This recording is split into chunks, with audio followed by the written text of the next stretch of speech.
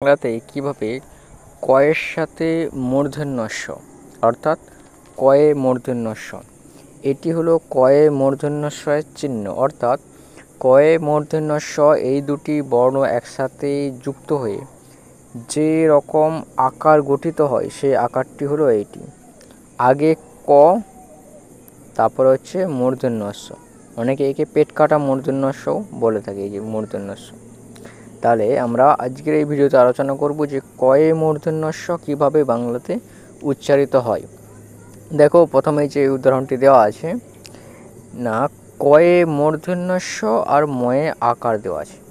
এক্ষেত্রে যুক্ত বর্ণ হচ্ছে এই জায়গাটিতে।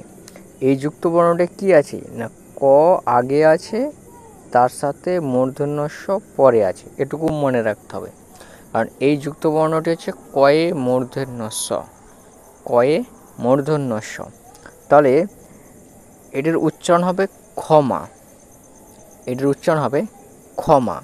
কয়ে মূর্ধন্য ষ ময়াকার ক্ষমা। তারপরে দেখো চক্ষু লেখা আছে, চক্ষু, এটির অরিজিনাল উচ্চারণ যে ক আর মূর্ধন্য ষ এরকম আলাদা হবে না। তাহলে এক্ষেত্রে চ আর কয়ে মূর্ধন্য ষয়ে হস্যু এর উচ্চারণটা হবে চক্ষু, চক্ষু, চক্ষু। তারপর আছে দেখো প কয়ে মূর্ধন্য ষ পক্ষ। তাহলে প আর কয়ে মূর্ধন্য ষ এর উচ্চারণটা হবে পক্ষ। নেক্সট আছে দ কয়ে মূর্ধন্য ষ দক্ষ, দ কয়ে মূর্ধন্য ষয়ে দক্ষ। নেক্সট আছে এই জায়গাটাতে শিক্ষা, তালবস্যয় হস্যই কয়ে মূর্ধন্য ষয় আকার শিক্ষা, শিক্ষা। তারপর আছে দেখো পরীক্ষা, প রয়ে দীর্ঘেই পরি, কয়ে মূর্ধন্য ষয়ে আকার খা, পরীক্ষা। নেক্সট আছে অক্ষর, অ কয়ে মূর্ধন্য ষয়ে হচ্ছে র, তাহলে অক্ষর, অ কয়ে মূর্ধন্য ষ র, অক্ষর।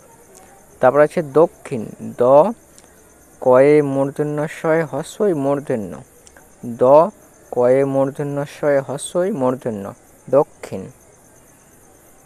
তাহলে আমরা কয়ে মূর্ধন্য ষ যুগে যে সমস্ত উদাহরণগুলো পেলাম, ক্ষমা, চক্ষু, পক্ষ, দক্ষ, শিক্ষা, আর কী কী পেলাম, পরীক্ষা, অক্ষর আর দক্ষিণ।